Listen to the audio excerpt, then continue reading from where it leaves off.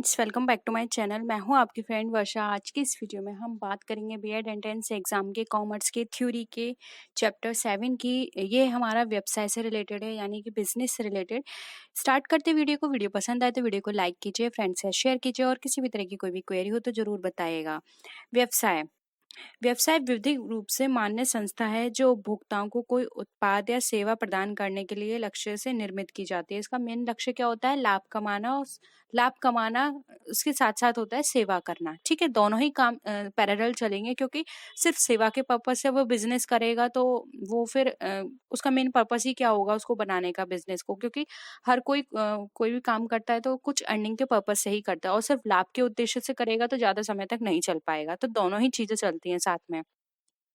व्यवसाय को company, enterprise या फर्म भी कहते हैं। व्यवसाय से शीर्ष प्रबंधनीय कार्य नियोजित नहीं है। ठीक है। व्यवसाय के अंतर्गत समाज की आर्थिक मानवीय आवश्यकताओं की पूर्ति करके उनके बदले में प्रतिफल, यानी कि जो अर्निंग उसे हो रही है, प्राप्त किया जाता है। व्यवसाय के शुद्ध मूल्य से आशय कुल संपत्ति माइनस कुल दायित्व, यानी कि उसकी जितनी भी असेट्स हैं उसमें से सारी लायबिलिटीज माइनस करने के बाद जो उसके पास रिमेनिंग बचेगा वो उसका शुद्ध मूल्य कहलाएगा। एलसी हुपर के अनुसार देख लेते हैं उन्होंने क्या डेफिनेशन दी है। व्यवसाय से आशय वाणिज्यम उद्योग के संपूर्ण जटिल क्षेत्र, आधारभूत उद्योगों, प्राविधिक एवं निर्माणी उद्योगों तथा सहायक सेवाओं के बृहत जाल, वितरण, बैंकिंग, बीमा, यातायात आदि से है, जो संपूर्ण व्यावसायिक जगत की सहायता करते हैं तथा उनमें अंतर्व्याप्त है। यानी कि देखिए, इसके साथ साथ इसके अंदर वाणिज्य उद्योग तो सम्मिलित है, साथ ही इसमें बैंकिंग, बीमा, यातायात ये सारे भी सम्मिलित हैं, क्योंकि इनके थ्रू ही ये सारी चीजें अच्छे से काम करती हैं। क्योंकि अगर हमें किसी से कहीं से माल मंगवाना है या कहीं बेचना है तो यातायात चाहिए। फिर जो भी माल मंगा रहे हैं वो सिक्योर हो, अगर उसमें किसी भी तरह का कोई भी लॉस हो रहा है तो उस लॉस से बच सकें, इसलिए बीमा कराया जाता है। और जब हम अपने बिजनेस को स्टार्ट करते हैं तो उसके लिए बहुत पैसा चाहिए होता है, तो उसके लिए हमें बैंकिंग की जरूरत होती है। तो ये सारी ही चीजें हमारे लिए इम्पोर्टेंट हैं। नेक्स्ट देखिए, व्यवसाय की विशेषता, यानी कि क्या क्या इसके फीचर्स हैं या कैरेक्टरिस्टिक्स हैं। वस्तुओं और सेवाओं का लेन देन, यस ये तो बिल्कुल ही इंपॉर्टेंट है। सेकंड है हमारा वस्तुओं सेवाओं का विक्रय तथा अथवा विनिमय। अब विक्रय हो चाहे वो विनिमय हो, ये इसके अंदर होना चाहिए। फिर है वस्तुओं अथवा सेवाओं का नियमित विनिमय। अब ऐसा नहीं है कि एक दिन आपने काम कर लिया दूसरे दिन आपने वो बंद कर दिया, ऐसा बिल्कुल भी नहीं है। नियमित होना चाहिए, रेगुलर बेसिस पर। इसके लिए एक एग्जाम्पल भी दिया जाता है कि हम अपने घर में जो न्यूज़पेपर्स होते हैं, पुराने न्यूज़पेपर उसको सेल करते हैं, तो वो हमारा बिजनेस नहीं है, वो हम कभी कभी करते हैं। साल में जैसे दिवाली की सफाई हो रही है तब हम उसे कर रहे हैं, या फिर कभी 5-6 महीने बाद कर रहे हैं, तो वो हमारा बिजनेस नहीं है। बिजनेस उसे कहते हैं जब वो डेली बेसिस पे किया जा रहा है। ठीक है। निवेश की आवश्यकताएं। अब इसमें ज़्यादा से ज़्यादा आवश्यकताएं हो निवेश की, ये इसका होता है, क्योंकि देखिए बिजनेस हम जब भी करते हैं तो वो एक्सपेंशन उसमें करना ही पड़ता है, या फिर कोई भी रिपेयरिंग करनी पड़ती है तो उसमें निवेश की हमें आवश्यकता होती है। तो ये चीज़ें जितनी भी होंगी, जहाँ भी हमें मिलेंगी, वो हमारा व्यवसाय कहलाएगा। फिर है लाभ कमाने का उद्देश्य।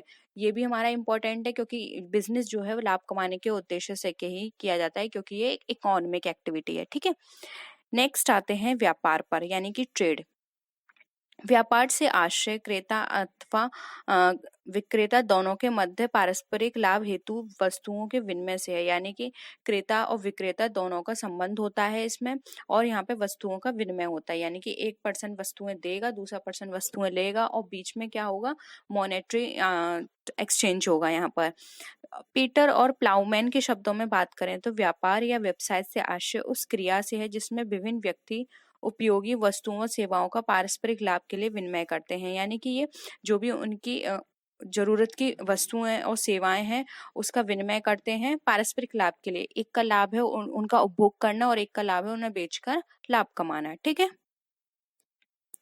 अब है व्यापार के प्रकार। व्यापार हमारे कितने प्रकार के होते हैं? देखिए, व्यापार हमारे दो भागों में बांटे गए हैं, देशी व्यापार और विदेशी व्यापार। आप सब जानते हैं देशी व्यापार जो होता है वो एक देश की सीमा के अंदर किया जाता है। जब क्रेता व विक्रेता एक ही देश के हों और उनके मध्य व्यापार हो तो वह देशी व्यापार है। यानी कि एक ही देश की सीमा के अंदर दोनों पर्सन होने चाहिए, और उस सीमा के अंदर ही वो उनके सारे ट्रांजेक्शन्स होने चाहिए। अब देसी व्यापार को भी देखिए यहाँ पर दो भागों में बांटा गया है, एक है क्षेत्र की दृष्टि से, एक है क्रय विक्रय की दृष्टि से। देखिए क्षेत्र की दृष्टि से बात करें तो ये 3 प्रकार के होते हैं, स्थानीय, राज्यीय और अंतर्राज्यीय। स्थानीय व्यापार यानी कि लोकल ट्रेड, वह व्यापार जो किसी विशेष स्थान तक सीमित होता है, स्थानीय व्यापार कहलाता है। जैसे कि हमारे आसपास होता है, साग सब्जी हो गई, दूध हो गया, दही, मिठाई, इन सब का व्यापार ये लोकल होता है। आप बहुत दूर नहीं जाएंगे कहीं भी ये चीज लेने, क्योंकि ये डेली पर्पस की चीजें होती हैं जो हमें चाहिए होती हैं। फिर है राज्य व्यापार यानी कि राज्य के बीच, वह व्यापार राज्य व्यापार वह व्यापार होता है जो एक राज्य तक सीमित होता है। इसे प्रांतीय व्यापार या प्रादेशिक व्यापार कहते हैं। जैसे कि मेरठ का बाजार, कानपुर का, इलाहाबाद का, लखनऊ का, तो ये सिर्फ वहीं के लोग यहाँ पे परचेस करते हैं। ऐसा नहीं है कि आप दूसरे राज्य से स्पेशली इन सारी चीजों को परचेस करने आएंगे, ठीक है। तो ये क्या होता है, एक राज्य तक सीमित होते हैं इस तरह के व्यापार।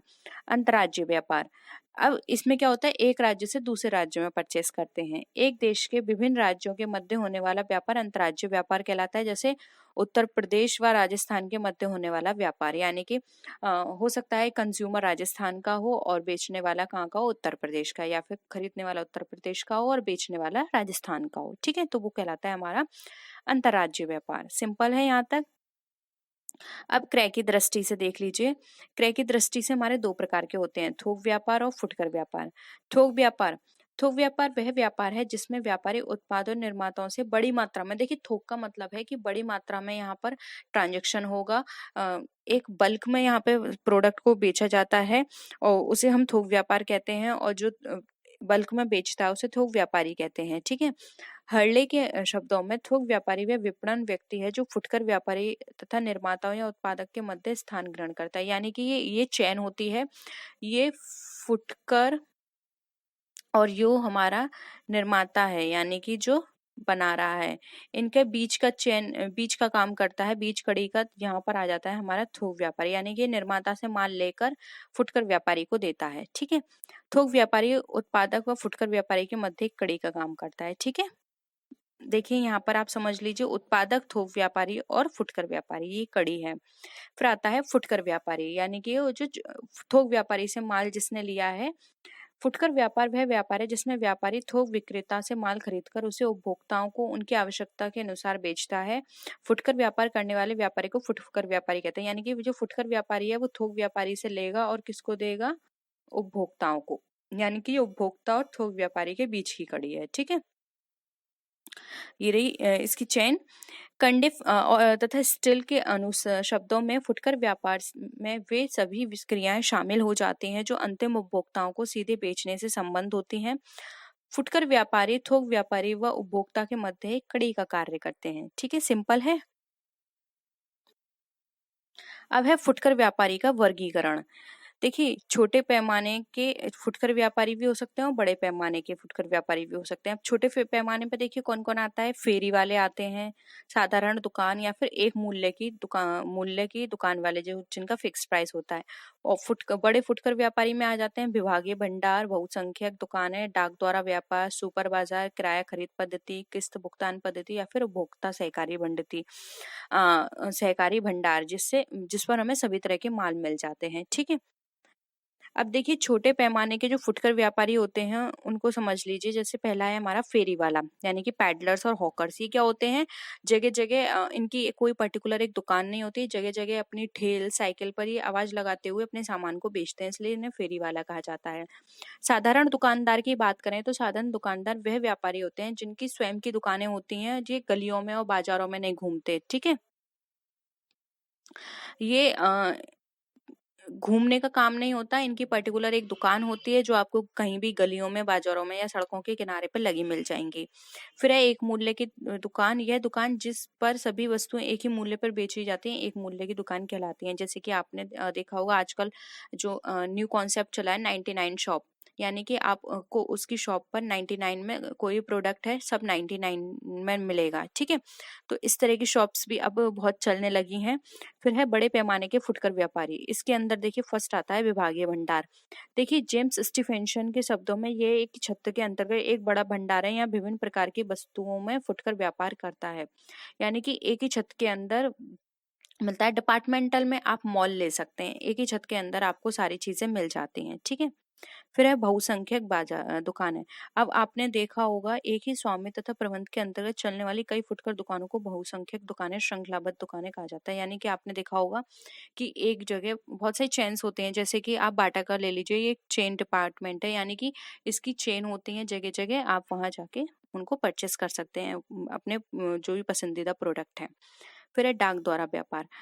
कन्वर्ट्स तथा हुगो के मतानुसार डाक द्वारा व्यापार एक ऐसा व्यवसाय है जो पूर्णतः डाक द्वारा ही विक्रय करता है और कोई व्यक्तिगत विक्रेता नहीं करता। यानी कि आप अब जो ऑनलाइन शॉपिंग करते हैं वो इसका एग्जाम्पल है। कोई पर्टिकुलर एक विक्रेता नहीं होता, यहाँ पर आप ऑर्डर करते हैं, आपका प्रोडक्ट घर पर आ जाता है। यहाँ पे डायरेक्ट रिलेशन नहीं होता कस्टमर का और जो सेलर है, ठीक है। फिर आता है हमारा सुपर बाजार यानी कि सुपरमार्केट। कंडिफ तथा स्टील के अनुसार सुपर बाजार फुटकर व्यापार करने वाली एक बड़ी व्यावसायिक इकाई है जो मुख्यतः खाद्य तथा किराना वस्तुओं का कम लाभ पर व्यापार करती है तथा जो विभिन्न प्रकार की वस्तुएं स्वयं सेवा के आधार पर विक्रय करती हैं। यानी कि सुपरमार्केट में क्या होता है कि कम लाभ पर करती हैं और ये स्वयं सेवा के आधार पर करती हैं, ठीक है। यानी कि आप खुद वहां से जाके प्रोडक्ट को पिक कर सकते हैं। किराया खरीद पद्धति यानी कि हायर परचेज सिस्टम। इसमें क्या होता है, ये एक ऐसी पद्धति है जिसमें वस्तु की कीमत का भुगतान किस्तों पे किया जाता है। यानी कि आप कोई भी प्रोडक्ट लेते हैं, आजकल जैसे गाड़ी ले रहे हैं आप, तो आप किस्तों पे उसका पेमेंट करते हैं, ये उसका एग्जाम्पल है, ठीक है। क्रेता को तभी मिलता है जब उसका सभी किस्तों का भुगतान होता है। यानी कि आप उस प्रोडक्ट के ओनर तभी बनते हैं जब आप सारी किस्तें उसकी पेमेंट कर देते हैं, और नहीं पेमेंट कर पाते तो वो प्रोडक्ट वो कंपनी वापस ले लेती है, ठीक है। फिर है किस्त भुगतान पद्धति यानी कि इंस्टॉलमेंट। क्रय की किस्त भुगतान पद्धति में माल का स्वामित्व तुरंत क्रेता को हस्तांतरित कर दिया जाता है। देखिए ऊपर मैंने जो एग्जांपल बताया था गाड़ी वाला एग्जांपल यहाँ आएगा किस्त भुगतान पद्धति में, और किराया क्रय पद्धति में यहाँ पर क्या होगा, स्वामित्व आपके पास नहीं आएगा, बस आप उसको यूज कर सकते हैं, लेकिन ओनरशिप नहीं आएगी। ओनरशिप आती है आपकी किस्त भुगतान पद्धति में, ठीक है। यद्यपि उसे भुगतान कई वर्षों में करना होता है, तथापि यह वस्तु का मालिक होता है। यदि वह किस्त की भुगतान में चूक करता है तो विक्रेता को माल वापस नहीं ले सकता, वह केवल शेष रकम के लिए दावा कर सकता है, ठीक है। इसमें माल वापस नहीं जाता है, उसमें माल वापस जा सकता है। फिर है उपभोक्ता सहकारी भंडार यानी कि कंज्यूमर्स कोऑपरेटिव स्टोर। उपभोक्ता द्वारा अपनी घरेलू आवश्यकताओं की वस्तुओं को उचित कीमतों पर उपलब्धि के लिए अपनी पूंजी और प्रबंध से सहकारी आधार पर चालू की गई दुकानों को उपभोक्ता सहकारी भंडार कहते हैं। यानी कि घरेलू आवश्यकताओं की पूर्ति के लिए इस तरह की जो शॉप्स होती हैं उनको ओपन किया जाता है। अब आता है हमारा विदेशी व्यापार। देखिए 2 या 2 से अधिक देशों के मध्य जो भी व्यापार होते हैं वो हमारे विदेशी व्यापार होते हैं। यानी कि जो हमारे देश की सीमा है उससे बाहर जाके व्यापार किया जाता है। स्टेनलेक के शब्दों में विदेशी व्यापार राष्ट्रीय सीमा के बाहर वस्तुओं सेवाओं का विनिमय करते हैं, ठीक है। अब ये कितने प्रकार के होते हैं, तो ये 3 प्रकार के होते हैं। आयात व्यापार में क्या होता है, दूसरे देश से हम क्रय करके अपने देश में मंगवाते हैं। यानी कि जब हमारे देश में कोई माल आता है तो उसे आयात व्यापार बोलते हैं। और निर्यात व्यापार वो होता है जब हम दूसरे देश को अपना माल बेचते हैं। पुनर्निर्यात क्या होता है, हम दूसरे देश से अपने देश में माल मंगाएंगे, फिर उसमें कोई भी चेंजेस करके या फिर उसको निर्गमित करके पुनः फिर उसको दूसरे देश में बेच देंगे। यानी कि एक से मंगा के दूसरे को बेचना, ठीक है। अब देखिए कुछ अन्य व्यापार एवं व्यवसाय भी हैं, जैसे एकांकी।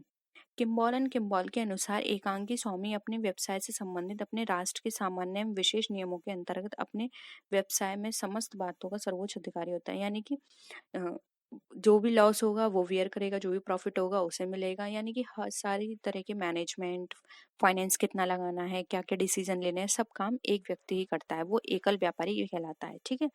फिर आता है संयुक्त हिंदू परिवार व्यवसाय।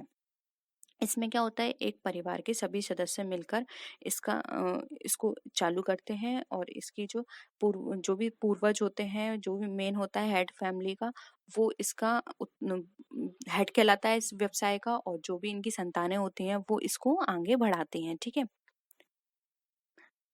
और इसमें ये भी कहा गया है कि उनकी जो पत्नियां और पुत्रियां हैं वो अविवाहित, वो भी इसके अंदर सम्मिलित होती हैं।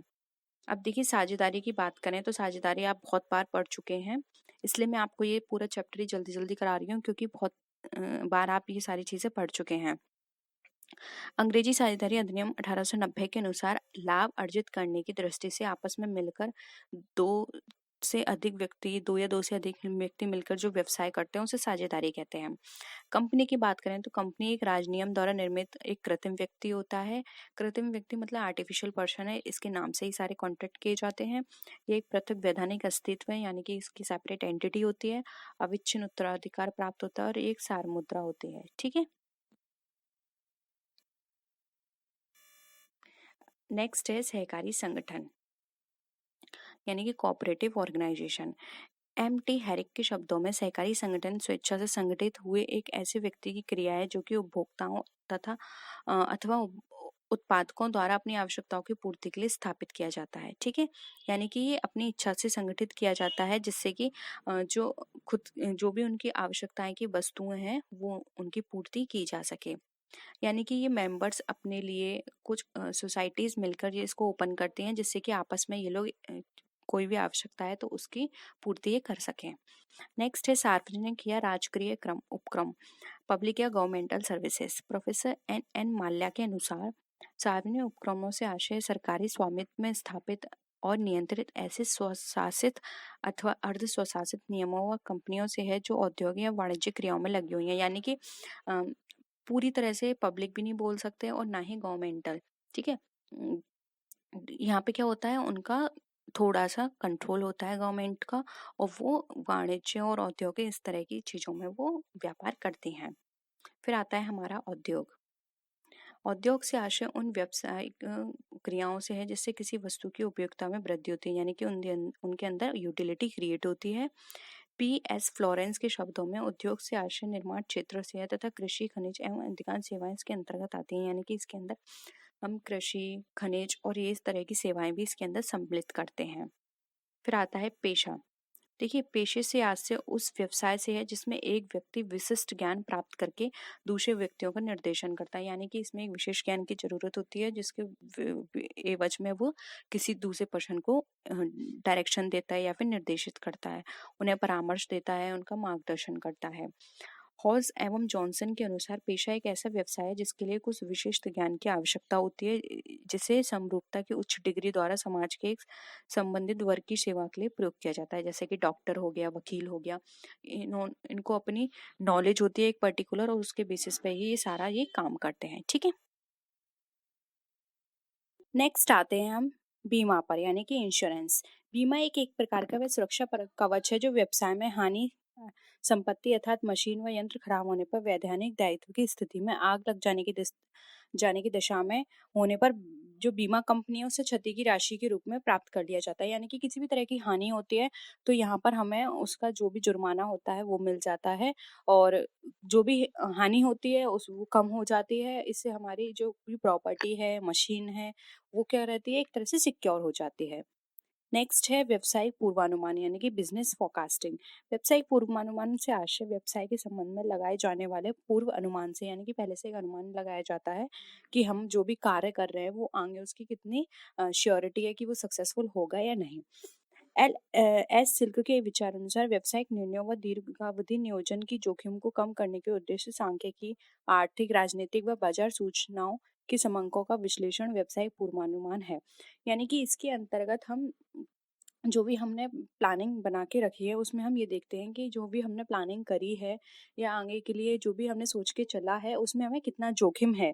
तो पूर्वानुमान से हम ये सारी चीजें लगा के चलते हैं कि इनका इतना हमें जोखिम हो सकता है, तो हम उससे पहले से ही वो सारी चीजों को आगे बियर कर पाएं या फिर उन सारी चीजों से हम निकल पाएं इजीली। तो इसके लिए सांख्यिकी, आर्थिक, राजनीतिक व बाजार सूचनाओं के समंकों का विश्लेषण किया जाता है। ठीक है, तो ये था हमारा लास्ट। होप यहाँ पर आपको सारी चीजें क्लियर हुई होंगी।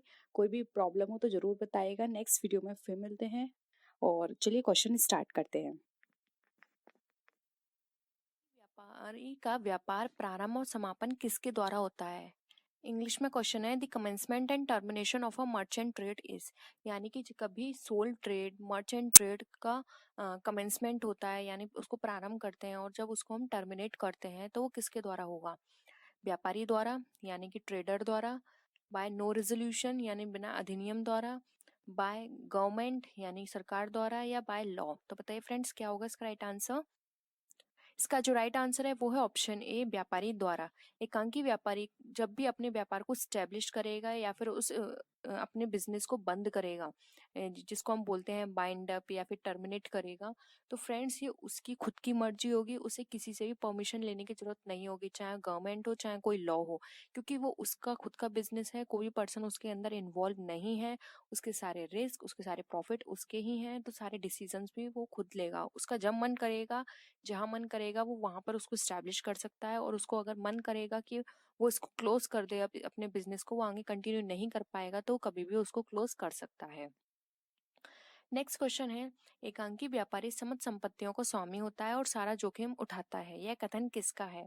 यानी कि single trader is the owner of all assets and tackle all risk, this statement is given by.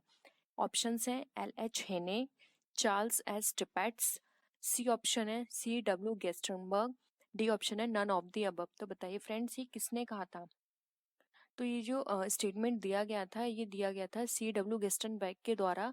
Friends इस तरह के स्टेटमेंट्स के भी क्वेश्चंस आपके में पूछे जा सकते हैं, तो कुछ इंपॉर्टेंट स्टेटमेंट्स हैं, तो आपको उसका रिवीजन जरूर करना है।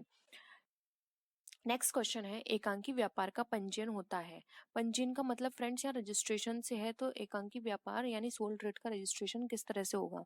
अनिवार्य यानी जिसको मैंडेटरी बोलते हैं, सरकार द्वारा यानी गवर्नमेंट द्वारा, आवश्यक नेसेसरी, आवश्यक नहीं यानी नॉट नेसेसरी। तो बताइए फ्रेंड्स क्या होगा? फ्रेंड्स का राइट आंसर है डी, सरकार जो सोल ट्रेड जो होते हैं उनका रजिस्ट्रेशन कराना आवश्यक नहीं होता है, क्योंकि वो खुद उसकी सारे चीजों को वेयर करेगा, चाहे प्रॉफिट हो चाहे लॉस हो, वो उसको खुद वेयर करने हैं, तो उसको पंजीयन कराने की जरूरत नहीं होती है। वो उसका खुद का बिजनेस है, कोई पर्सन उसके अंदर इन्वॉल्व नहीं है, इसलिए उसे किसी तरह की लीगल फॉर्मेलिटीज की भी जरूरत नहीं होती है। नेक्स्ट है, साझेदारी फर्म को चला सकता है, यानी कि पार्टनरशिप फर्म रन बाय ए, सभी साझेदार यानी ऑल पार्टनर्स, वन और ऑल पार्टनर्स, सी ऑप्शन है एनी वन, डी ऑप्शन है नन ऑफ दीज। तो बताइए फ्रेंड्स क्या होगा इसका राइट आंसर? इसका जो राइट आंसर है फ्रेंड्स वो है ऑप्शन बी, साझेदारी फॉर्म को कोई एक पार्टनर चला सकता है या सभी पार्टनर चला सकते हैं। ये उनकी म्यूचुअल अंडरस्टैंडिंग पे डिपेंड करता है कि उन लोगों ने अपने बीच में किस तरह का कॉन्ट्रैक्ट बनाया है, किस तरह की कंडीशंस लगाई हैं। तो कोई एक पर्सन या तो उस बिजनेस को चला सकता है, या फिर जितने भी पार्टनर्स हैं वो सारे उस बिजनेस को चला सकते हैं। अब हम नेक्स्ट क्वेश्चन पे मूव करते हैं। नेक्स्ट क्वेश्चन है हमारा, साझेदारी फॉर्म का पंजीयन कराना होता है, यानी कि पार्टनरशिप फॉर्म को रजिस्टर कराना क्या है? आवश्यक, मैंडेटरी, स्टैट्यूटरी या फिर इलीगल? फ्रेंड्स यहाँ पे आप कंफ्यूज मत होइएगा, नेसेसरी और मैंडेटरी में बहुत डिफरेंस है। नेसेसरी का मतलब होता है कि आवश्यक है, यानी कि आपको जो भी बेनिफिट मिलेंगे तो इस पर्पज से आपको आवश्यक होता है कि आप करा लो। लेकिन मैंडेटरी में ये है कि आपको 100% गवर्नमेंट की ये प्रोविजन है कि आपको कराना ही है, अगर आप नहीं कराओगे तो आपका बिजनेस स्टार्ट नहीं होगा। तो मैंडेटरी और नेसेसरी में बहुत डिफरेंस है। तो फ्रेंड्स ठीक से आंसर दीजिएगा, इसलिए मैंने इस दो ऑप्शंस को यहाँ पे इंक्लूड किया है, जिससे कि आप कंफ्यूज ना हो। तो बताइए इसका क्या आंसर होगा? इसका जो राइट आंसर है वो है ऑप्शन ए, आवश्यक। फ्रेंड्स इसका पंजीयन कराना आवश्यक होता है, लेकिन मैंडेटरी नहीं होता है। डिपेंड करता है कि वो कराता है या नहीं। अगर वो कराएगा तो कुछ बेनिफिट्स मिलते हैं गवर्नमेंट की तरफ से, लॉ की तरफ से, तो वो उसको लेने के लिए लायबल होगा। अगर वो उसको नहीं मिलेंगे, अगर वो नहीं कराता है, तो वो किसी बेनिफिट के लिए क्लेम नहीं कर सकता है। नेक्स्ट क्वेश्चन है, साझेदारी द्वारा अपने हित का हस्तांतरण किया जा सकता है, यानी कि a partner transfer their rights, एक पार्टनर अपने राइट्स को ट्रांसफर कर सकता है अपनी मर्जी से, सभी साझेदारों की स्वीकृति से, बहुमत से या सरकार की आज्ञा से। तो बताइए फ्रेंड्स क्या होगा इसका राइट आंसर? इसका जो राइट आंसर है वो है ऑप्शन बी, सभी साझेदारों की स्वीकृति से। वो अभी अपनी मर्जी से कभी नहीं करा सकता, ना ही बहुमत से करा सकता कि ये सोचें कि मेजोरिटी मिल गई है और वो ट्रांसफर कर देगा, नहीं। अगर बिजनेस के अंदर, पार्टनरशिप बिजनेस के अंदर कोई एक पर्सन भी नहीं एग्री होता, तो वहां पे वो अपने ट्रांसफर नहीं कर सकता। ईच एंड एवरी पर्सन को वहां पे अपनी देनी पड़ेगी कंसेंट कि हाँ वो एग्री है, तब वो ट्रांसफर कर सकता है। और इसमें कोर्ट की परमिशन की जरूरत तो होती नहीं है, सिर्फ इसमें आपको जो भी आपके पार्टनर्स हैं उनसे आपकी परमिशन की जरूरत होती है। अगर सभी लोग एग्री हो जाते हैं तो अपने ट्रांसफर को कोई भी पार्टनर ट्रांसफर कर सकता है। नेक्स्ट क्वेश्चन है, संयुक्त कंपनी में संचालकों को संयुक्त रूप से कहते हैं, यानी कि in the joint company the operators are jointly called committee, board, management या जॉइंट कंपनी। तो बताइए फ्रेंड्स, इसका क्या राइट आंसर है? राइट आंसर है इसका ऑप्शन बी, बोर्ड। जब जो मेंबर्स होते हैं जो कंपनी को चलाते हैं, जिनको हम संचालक या ऑपरेटर बोलते हैं, तो उनको हम बोर्ड बोलते हैं। जैसे कि आपने सुना होगा बोर्ड ऑफ डायरेक्टर्स, तो उनको हम बोर्ड बोलते हैं। और ये जो पब्लिक होती है, जो शेयर होल्डर्स होते हैं, उनके द्वारा ही ये अपॉइंट किए जाते हैं मेजोरिटी से, और ये उनके बिहाफ पर काम करते हैं, यानी कि इनको हम एक तरह से उनका शेयर होल्डर्स का रिप्रेजेंटेटिव भी बोल सकते हैं। नेक्स्ट क्वेश्चन है, एक पूंजी वाली कंपनी का अस्तित्व अपने सदस्यों से होता है, यानी कि the existence of a company, capital company comes from its members. Different होती है, एक ही होती है, कम होती है या अधिक होती है? तो फ्रेंड्स बताइए क्या होगा इसका राइट आंसर? इसका राइट आंसर है ए, डिफरेंट। एक पूंजी वाली कंपनी का अपने सदस्यों से बिल्कुल डिफरेंट होती है, उसकी अलग एंटिटी होती है, उसका एक परपेचुअल सक्सेशन होता है, कॉमन सील होती है, वो हर चीज में अपने सदस्यों से अलग होती है। तो ए ऑप्शन हमारा राइट आंसर है। नेक्स्ट है, साझेदारों के आपसी अधिकार और कर्तव्य तय किए जाते हैं, यानी कि partner decides all rights and duties. अब पार्टनर्स के सभी राइट्स एंड ड्यूटीज कहाँ पर डिसाइड की जाती हैं? पार्टनरशिप एक्ट के अकॉर्डिंग, पार्टनरशिप डीड के अकॉर्डिंग, गवर्नमेंट के अकॉर्डिंग या चीफ जस्टिस के अकॉर्डिंग। तो फ्रेंड्स इसका जो राइट आंसर है वो है ऑप्शन बी, यानी कि पार्टनरशिप, जिसे हम साझेदारी संलेख भी बोलते हैं। हर पार्टनरशिप फर्म को एक पार्टनरशिप डीड बनानी होती है। अगर वहाँ पे पार्टनरशिप डीड नहीं होती है तो उनको टेबल ए फॉलो करनी होती है, जिसमें सभी चीज़ मेंशंस होती हैं। तो वैसे तो हर कंपनी अपनी एक अलग पार्टनरशिप डीड बनाती है, लेकिन अगर वहाँ पे पार्टनरशिप डीड नहीं है, पार्टनरशिप डीड की एब्सेंस में वो अपने टेबल ए को फॉलो कर सकते हैं। नेक्स्ट क्वेश्चन है, जो कि आज की वीडियो का हमारा लास्ट क्वेश्चन भी है, प्रधान और अभिकर्ता का संबंध होता है, यानी कि ओनर और एजेंट का रिलेशन क्या होता है, किस में होता है? सोल ट्रेड में, पार्टनरशिप ऑर्गेनाइजेशन में, कंपनी संगठन में, या फिर इनमें से कोई नहीं? तो बताइए फ्रेंड्स क्या होगा इसका राइट आंसर? इसका जो राइट आंसर है वो है ऑप्शन बी, जो कि है साझेदारी संगठन। साझेदारी संगठन के अंदर पार्टनर, ओनर और एजेंट का रिलेशन होता है, जिसमें कि एजेंट जो होते हैं वो उनके पार्टनर्स कहलाते हैं, और पार्टनरशिप फर्म ओनर की तरह काम करती है। तो फ्रेंड्स ये थी आज की वीडियो। आई होप आपको आज के क्वेश्चंस पसंद आए होंगे। अगर वीडियो पसंद आए तो वीडियो को लाइक कीजिए, अपने फ्रेंड्स के साथ शेयर कीजिए, और किसी भी तरह की कोई भी क्वेरी हो या आप सजेशन देना चाहते हैं तो आप नीचे कमेंट सेक्शन में लिख सकते हैं। तो फ्रेंड्स नेक्स्ट वीडियो में हम फिर मिलते हैं और भी अच्छी वीडियोस के साथ। तब तक के लिए बाय बाय।